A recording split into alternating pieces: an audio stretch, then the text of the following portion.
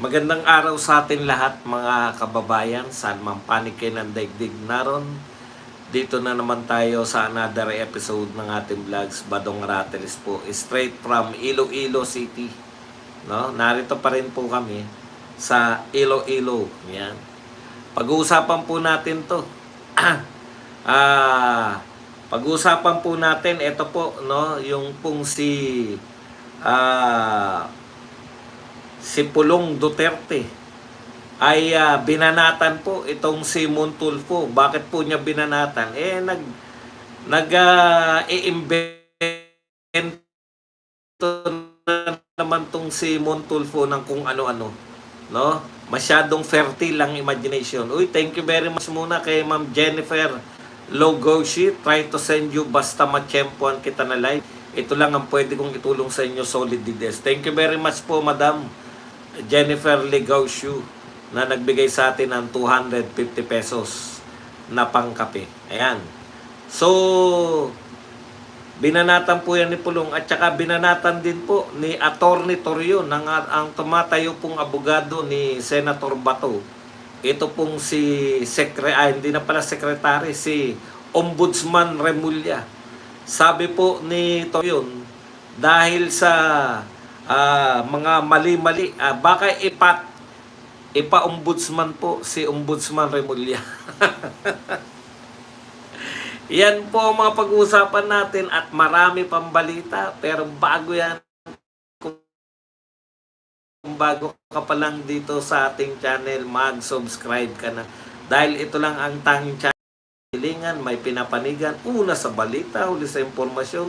Kaya ano pa inyo? Pindot na. Pasensya na po mamaya po yung mga pa-shoutout at saka mga katanungan ninyo after po ng ating kasi medyo kapos po tayo sa oras. Mamaya lang po, birada agilan na. Kaya hindi po tayo pwedeng sumabay. Okay, pag-usapan na kagad natin. No? Ito pong mainit-init na. Ito po, sabi po ni Attorney Israelito Torion, sana mag-issue ng public apology si Ombudsman Remulla kung ma-confirm na wala pa talaga yun. Yung ano po yung tinutuko niya, yung warrant of arrest ni Senator Bato. Biruin mo, kasi hindi po biro yun. Biruin mo, buong bansa ngayon sa parang nakuryente dahil dun sa kanyang pahayag. Kung hindi pala totoo, baka i-ombudsman namin si Ombudsman. Nakakaya naman po na i-ombudsman nyo. Ayun na nga po yung pinag-uusapan natin na bakit parang wala lang kay Boying ang lahat, no? Tapos pinag-uusapan pa rin po natin na yung makatotohanan. Alam nyo po, nagpahayag na po ang Supreme Court. Dyan muna tayo, no, sa okay lang, wala po ba talaga? Magkamali man kayo. Alam nyo po, yung iba pong tao, hindi po matataas ang posisyon sa gobyerno. Pag nagkakamali po, nagsusuri, no? Lalo na po to. Biruin nyo, tatarantahin nyo. Pero talaga, kung yun talaga yung purpose nyo, manaranta lang. Alam naman po natin talaga, ang gusto talaga nila, diversion, no? I-divert po yung mga issue mula po dito sa paniningil ng taong bayan sa mga nagkasala po rito sa tinatawag nating flood control projects. Yun na nga po, no? I-divert po ito sa kung ano-anong usapin para baka makalimutan natin. Hindi po namin makakalimutan hanggat may bagyo po. Hanggat may ulan po na nagpapaalala, hanggat bumabaha po, paulit-ulit po tayong pinaalalahanan yan. No? Marami na po, pati mga artista. Ito lang po payo ko sa mga artista na nagsasalita. Alam ko po, nasasaktan kayo kasi alam ninyo na yung mga ginagastos dito, mga taxes na nagmumula sa ating lahat. At malaki po ang taxes nyo dahil malaki ang kinikita nyo, no? Sana yung boses ninyo, wag lang po kayong magpauto, no? Doon po sa mga nanlilito rin. Marami po nanlilito lahat po nananawagan ng anti-corruption. Lahat po nananawagan na papanagutin, no? Pero ang katotohanan po, yung iba po yung gustong panagutin eh. Alam na alam naman po natin kung sino po yung may, hindi na po natin kinakailangan ispilengin kung sino po yung pinaka, di ba? Pinaka-utak nito. Pinaka-mastermind nung flood control projects. Kaya pakiusap ko lang sa mga artista, wag po kayong magpagamit sa mga nananawagan po na ibaling o yung diversion at ikalawa, yung isisi sa iba. Yung lalo na po yung walang kinalaman. No? O, ang dami po nilang diversion po ngayon. Kaya yan kay Boying, tingin natin dyan, diversion po yan. Gusto po nilang i-divert yung galit ng tao. Ha? Gusto na naman nilang mataranta na si Bato na naman. Alam nyo, parang wala na pong anong Pilipinas. May sarili po tayo ritong batas. Yung Supreme Court po nagsalita na hindi po pwede basta-basta na ngayon. Para po hindi na maulit yung ginawa nila kay Tatay Digong. Yung Supreme Court po mismo nagpalabas na po ng mga pamantayan, no? Kinakailangan po yan, idaan po sa korte. Lahat po ng ilalabas sa Pilipinas, idadaan po sa korte. Okay. Kaya hindi po nararapat. Bakit ganun? Hindi umuubra yung ating ano. Okay, hindi po nararapat na ibaling-baling po natin to. Punta po tayo rito sa, eto po kasing ikinagagalit ni Paulo Duterte, no? Dito po kay Montulfo, bakit ba sinabihan ni Paulo Duterte na tila walang yagbols itong si Montulfo? Ito po kasi yung pahayag ni Montulfo. Sabi po ni Montulfo, Ramon Tulfo, yung pinakakuya po ng mga Tulfo. Kaya kawawa po maging Tulfo ngayon. Here's an insider list of people the government is watching that are behind the reported current destabilization. Alam niyo po, wag na po kayo. Ang mga destabilization po, nung panahon po ni Pangulong Duterte, bigyan ko lang po kayo ng comparison, no? Direkta po ang panawagan nun, Aus Duterte. Patalsikin si Duterte. Pero dahil po, maganda po yung pinakita naman ng mama, kahit papano, maganda naman yung kanyang, kumbaga kumpara po sa ngayon, di ba? Ang layo naman po. Hindi po umubra yung mga panawagan na gano'n. No? Dito po, kung meron naman pong, kung totoo po yan na may destabilization, dahil mahina po talaga yung pundasyon. Kumbaga, lahat ng panahon, kahit maganda po yung pamumuno, meron pong gustong mag-destabilize. Pero, pagka po yung pinuno mo naman, okay naman sa tao, mahal naman ng tao, kumpara nyo naman yung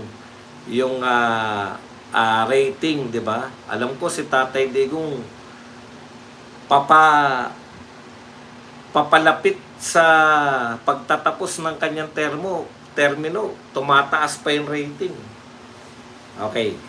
Tuloy po natin. Ito po.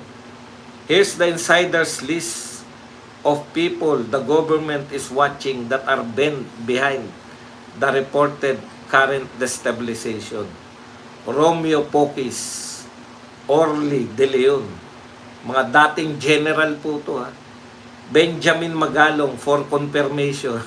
Hindi na po kasama si Benjamin Magalong dahil tropa pips na sila di ba? Nag-iimbestiga na nga sa Davao. Johnny Macanas, Gerald Bantag, Kernel La Chica, Kernel Leonardo, Kernel Meltran, Captain Dado Enriquez, Ferdinand Topacio, kasama pa rin si Yesyo Topacio. Vic Rodriguez, kasama rin si Vic Rodriguez, Chavit Singson, Rodante Marcoleta, Senadorian, Orlando Olamit at alias Monk. Possible financiers, BP Sara Duterte, Congressman Pulong Duterte, at Chavit Singson. Ito po ang pinakamalupit sa sinabi nito ni Ramon Tulfo. Don't ask me where I got the info. I won't tell. Kahit napitpitin nyo ang bayag ko. Yan. Pasensya na po, YouTube. Nabasa ko ng buo. Kahit para pitpitin ang kanyang yagbols, ay hindi po niya sasabihin kung sino po, kanino galing yung kanyang information. Yan po ang mga palusot, no? Yan po ang mga palusot ng anong tawag dito? Ng mga wala naman talagang source. At dahil dyan, sinagot po yan ni dating presidential son and Congressman Paulo Duterte. Ito po ang sagot na medyo bibigyan natin ng konting kapaliwanagan. Hanggang alas 2 lang po tayo Kasi birada On Ramon Tulfo's so-called destabilization list, this guy this guy must be really proud of his imagination. It's the only thing working harder than his sense of journalism.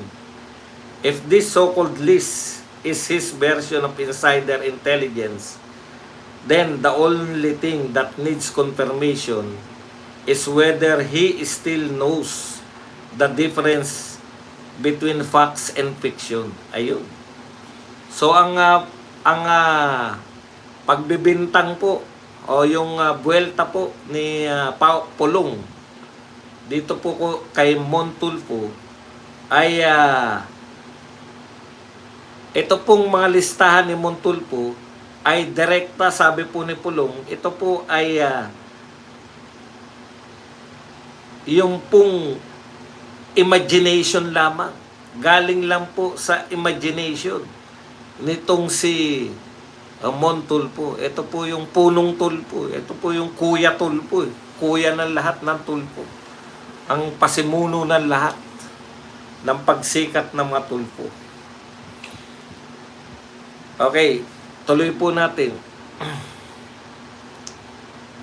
If this so-called list is his version of insider intelligence, then the only thing that needs confirmation is whether he still knows the difference between fact and fiction.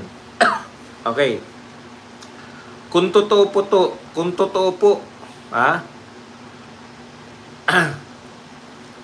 tong sinasabi niya na ito raw po ay galing sa insider intelligence, ay isa lang po ang nakukumpirma natin o isa lang po ang napatotohanan natin na si Montulfo po ay hindi na alam kung ano po ang katotohanan at ang guni-guni. Tuloy natin. He claims he won't reveal his source kahit pitpitin pa ang yagbols niya. Don't worry, nobody's interested. We're just wondering kung naapa pa ba mapipitpit. Ayan. Translate po natin, no? Sabi niya po hindi niya raw i-reveal kung sino ang kanyang source of information kahit papitpitin ng kanyang yagbols. Ang tanong, meron pa bang mapipitpit? Alam mo si Montulfo, before yung pangyayari sa kanila ni Raymart, talagang ang tingin ko diyan, untouchable, talagang ang hirap ang hirap yung kalabanin, no. Pucha, pagdating kay Raymart, bugbog sarado. Ang malupit yung reaction ng mga kapatid, no. Hinamon si Raymart ng boxing. Talagang gagaling sila sa tokes . Kasi si Raymart, action star eh. Yung mga talagang sila Raymart, yung mga tunay na action star na hindi matotokis. 'Di ba? Kasama niya sila Robin Padilla, 'di ba? Yan yung mga tunay na action star na action agad. 'Di ba si Robin Padilla, puta sapak agad. Nayabangan kay Richard Gomez eh, sinapak agad. Tapos nagsuntukan sila dun sa Malacanang. Hindi naman sa Malacanang, dun sa bahay nila Chris Aquino. Love triangle yata yun, kaya nagkaanuan. Yan, sila Robin, sila Raymart, suntukan agad. Walang anong tawag doon?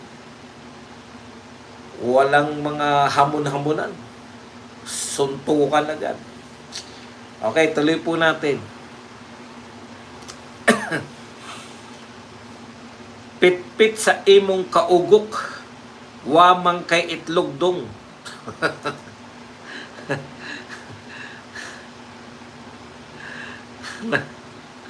Natututo tuloy ako magbisaya dito kay Pulong eh. Pitpit sa imong kaugok, wa man kay itlog dong.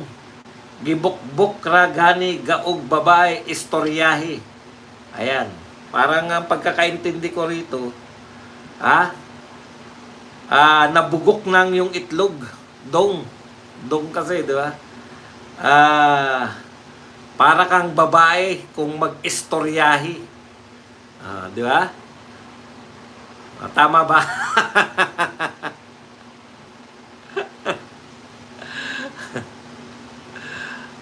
Magandang hapon all. Uy, si Boss Admar.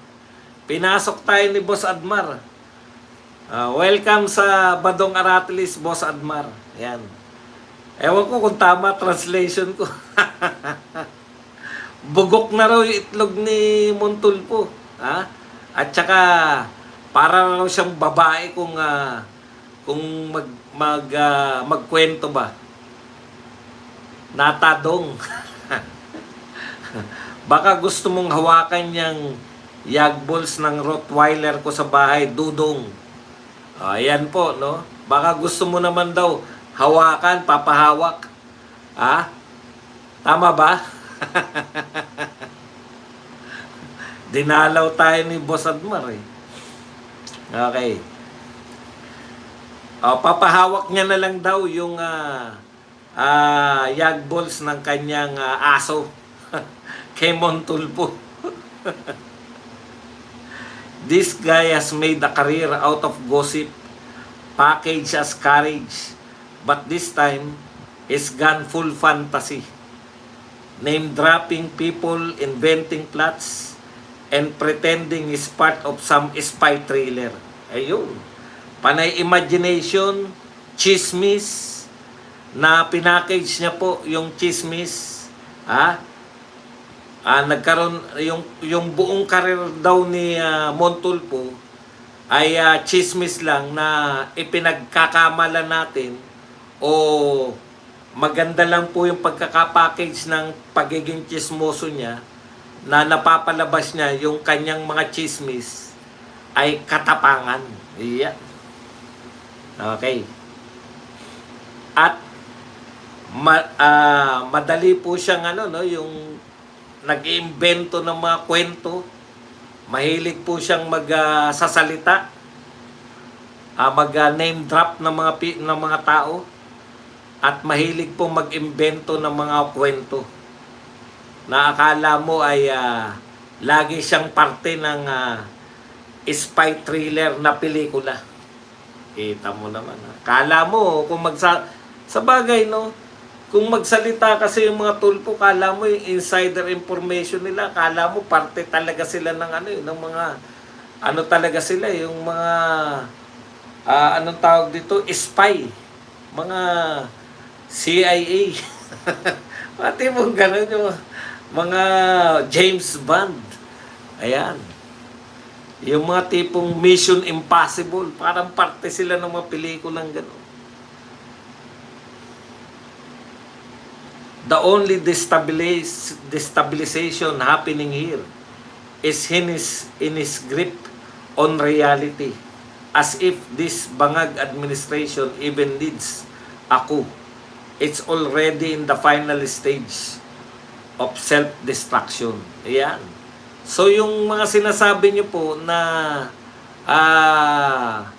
kinakailangan pa pong magplano ng destabilization, sabi po ni Congressman Pulong, wala na po sa realidad yung nagsasabi na kinakailangan pang pagplanuhan.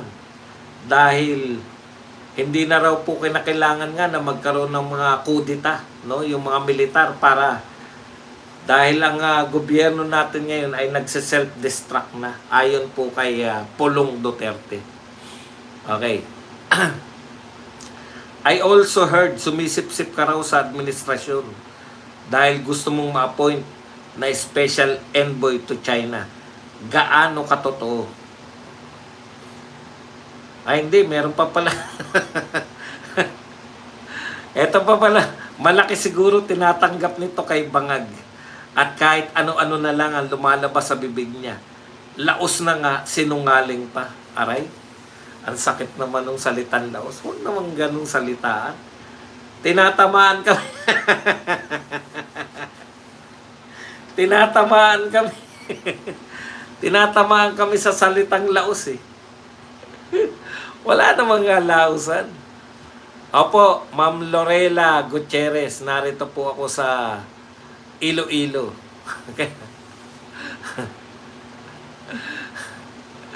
Wala naman sabihan na laos. Magkita-kita po tayo dyan sa rally. Okay.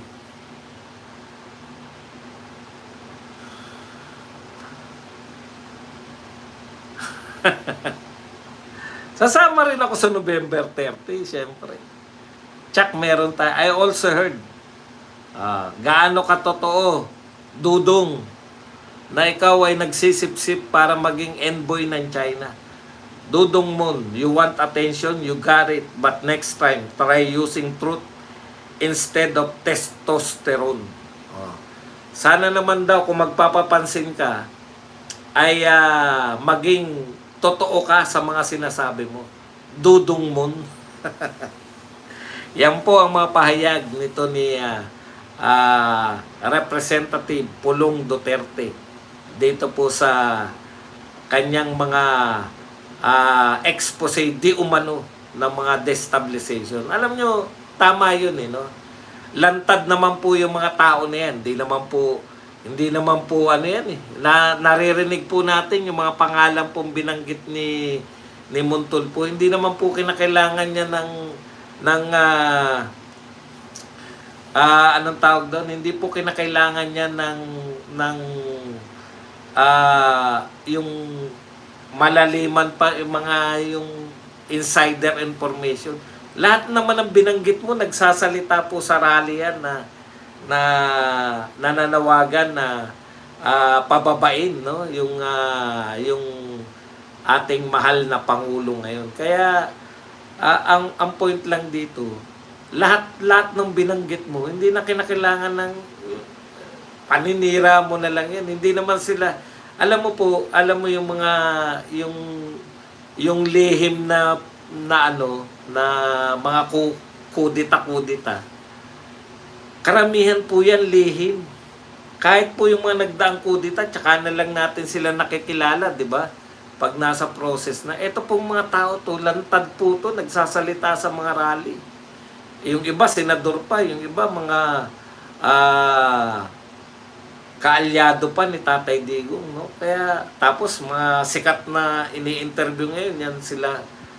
Sikat na abogado, si SSO. Yung sikat po na dating congressman, si Mike Defensor. Kaya ang hirap mong paniwalaan Sa mga kapatid naman, ramdam ko kayo.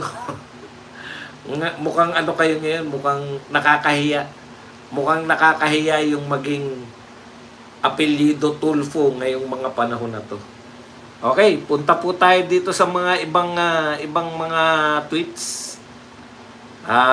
Medyo Paanuhin muna natin. Pasadahan natin. Ito po ay post na sinabi raw di umano ni Claire.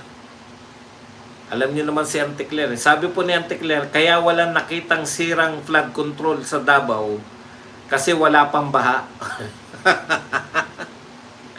Dapat bahain para malaman ng mga nag-iimbestiga. Okay, tanya naman ha. In the first place, Madam Claire, bakit po kayo mag-iimbestiga sa Davao kung wala nga pong baha?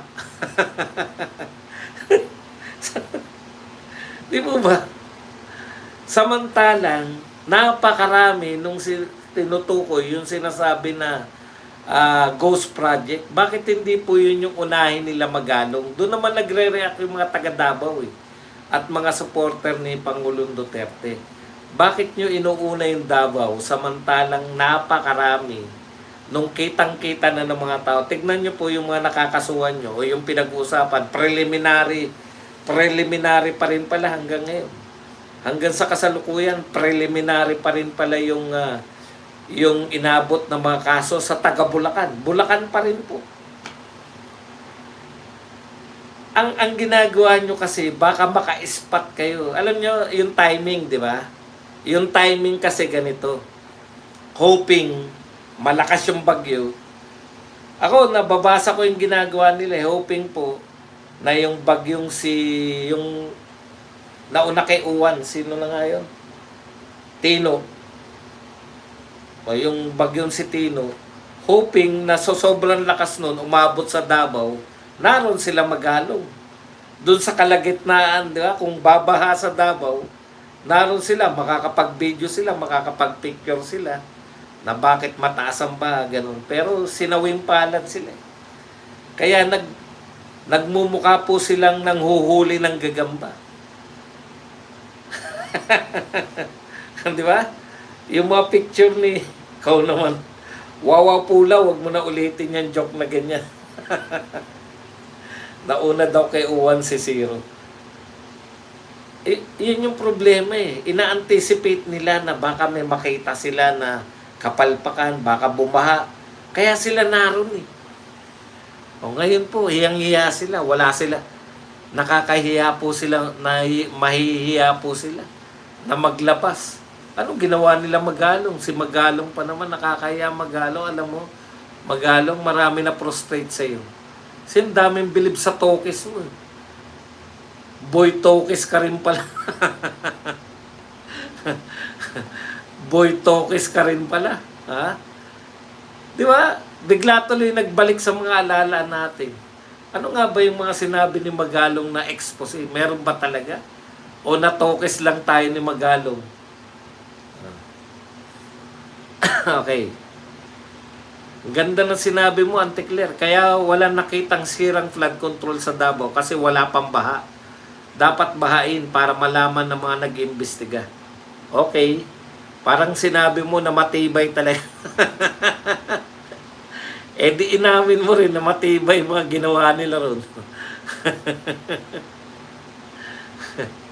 Correct, parang si Lacson lang din. Ito naman po ang sinabi. Ayon kay Attorney Rowena Guanzon na isang Ilongga, di ba? Kaya lang taga Bacolod yata. Hindi ko alam, parang ang akala ko ng mga Ilongga, parang magkakano sila, no? Ibang-iba pala yung Bacolod sa Iloilo, no? Pati mga pagkain, Alam nyo dito, nakakatuwa kasi proud na proud sila sa yung mismong lugar nila, yun yung pangalan, pagkain. Molo soup. Sikat na sikat sa Molo. Ngayon ko po na-realize, kaya pala dapat dayuhin nyo pag nagpunta kayo doon mismo sa Molo. Kung kay Kap Ising kayo kakain, doon mismo kay Kap Ising, ang layo ng diferensya nung sa mga branch nila sa dami ng Molo. Yung Molo doon talagang 85 lang, tapos ang dami. Okay. Tapos dito naman sa may ano po, Lapas Batchoy lang po. Grabe, talagang proud na proud sila Yung Robertos, eto revelation sa akin, ang buong akala ko talaga, pinakamasarap na siopaw, Yun pong siopaw ng ano. Oo nga, Batchoy, lapas Batchoy, lapas lang, lapas Iloilo. Molo sa molo lang po. Oh. Ito po, yung buong akala ko, nawala tuloy yung sinasabi ko. Ayun, yung pinakamasarap na siopaw, yung sa Mamunlok. Hindi po pala. Talagang aminado ko, pansa ko ng Mamunlok eh. Mas masarap pala to Robertos. Diyan sa Iloilo City proper. Congratulations po sa mga taga Iloilo. Grabe. Akala ko Mamunlok na pinakamasarap na siopaw. Robertos pala ang pinakamasarap na siopaw sa lahat. Nang natikman ko Yung natikman ko lang. Grabe. Talagang pag mga ganyan ang pagkain mo, talagang magiging proud ka rin. Sige, punta na tayo rito kay Attorney Rowena Guanzon na isang Ilongga rin, no? Ilongga rin po to. Sa Cebu, sinigawan si BBM ng BBM resign. He was met coldly. No hands extended to him. Grabe, no? Grabe po, no? Sinigawan pala si BBM doon ng BBM resign. Ano po ako, no? Kasi as leader, 'di ba? Alam niyo po, pupunta ka sa mga lugar na hindi mo naman napupuntahan gaano. Okay. Sa amin, Samar, gawang Chinese. Titignan natin. Basta so far, so far. Mas gusto ko po yung Robertos kaysa doon sa Mamunlok. Eto maganda to. Ito po yung sinabi po ni Congressman Mark Cojuangco, 2nd District ng Pangasinan. Pangasinan tayo. Sabi po, bakit kasi sa floodplain gumawa ng tirahan? Takaw sa kuna. Ito yung problema rito, no? Bakit daw sa floodplain gumawa ng tirahan? Takaw sa kuna daw po. Parang sinisi nyo pa, Congressman Mark Cojuangco, sinisisi nyo pa po ba ngayon yung mga kung iisipin, pag hindi ka nabahaan, no? Parang, nga, no? Bakit kayo dyan nagtatayo ng bahay? Pero yun nga po yun, no? Congressman Mark Cojuangco, huwag nyo na pong sisihin yung mga nabaha. Pasensya na po kayo. Hindi ko kayo kilala. Ngayon ko lang kayo narinig. Alam ko, anak ni Danding yan eh. Nakakahiya naman. Ngayon lang kayo narinig sa buong Pilipinas. Ni Dehenbok, para kayo si Lito Lapid lang nun. Ngayon lang namin kayo narinig. Ang una pa namin pagkakarinig sa inyo, binanatan nyo pa yung mga nabaha. At ang ganda po ng sinabi ng magandang si Bella Padilla. Alam ko kamag-anak din to nila Robin eh. Magkakamag-anak po yung mga Padilla na yan. Si Chasha Padilla, di ba? Yung mga kamag-anak ni Robin. Isa yung tabas, magagandang lalaki. Sabi po, respectfully, you don't start giving swimming lessons to a drowning man, sir. You save him first. Correct na correct kayo dyan, no? Huwag nyo na pong turuan lumangoy. Yung mga hindi marunong lumangoy at kasalukuyang nalulunod. Sagipin nyo muna sila bago nyo turuan lumangoy balang araw. Ang galing. Sana itong mga artista na to, ang gagaling po nyo. Sana po sa mga artista na to, gamitin nyo po yung impluensya ninyo. Impluensya nyo po yung mga tao na yung tunay po natin problema, corruption po doon sa flood control. Yung mga nakinabang po. Huwag nyo pong isisi sa mga Duterte na naman. Alam nyo po, alam nyo po, pagdating po ng panahon, no? Oh, magkakamag-anak po yan. Pero biro po si Dencio Padilla, kamag-anak din po nila yan. Pagdating po ng panahon, kunwari 50 years from now, magtataka po yung mga tao kung paano nangyari. Kasi buhay pa yung mga video no? Na walang kinalaman sa flood control si BP Sara. Tapos siya yung gusto nyong ipa-impeach habang nagkakandamatay sa... In fairness po dito sa Iloilo City, maganda po yung kanilang esplanade, yung mga ano po, yung mga mangroves. Tsaka kwento nung mga taxi driver, magagaling talaga yung mga taxi driver eh. Grab driver na pala ngayon. Kwento po nung Grab driver, yung nagpagawa kasi ng kanilang flood control project dito, JICA, Japan.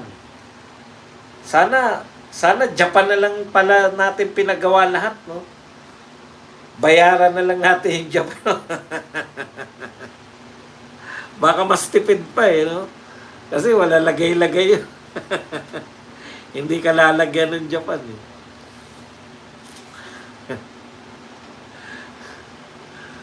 Ayan lang po ang ating